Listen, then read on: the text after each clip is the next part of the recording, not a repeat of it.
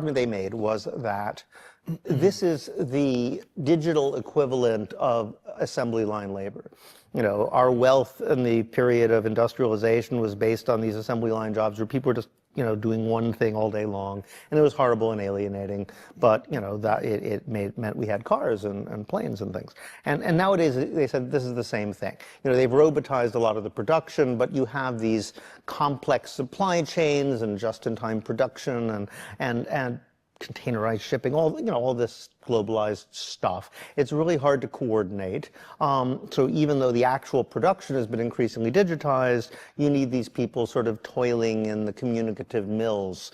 So these are, and their jobs are all chopped up into tiny pieces like the assembly line was. So they might think, oh, I'm not doing anything. But you know, in the big picture, this is the basis of our wealth and prosperity.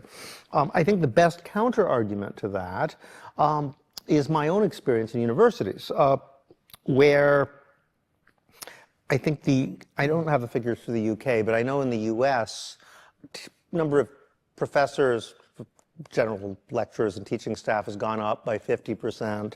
Students have gone up about the same, slightly more. Administrators, in terms of big shot administrators, 85%. Administrative staff have gone up by 240%. This has exploded. It's actually much more in private universities, too, than in public ones.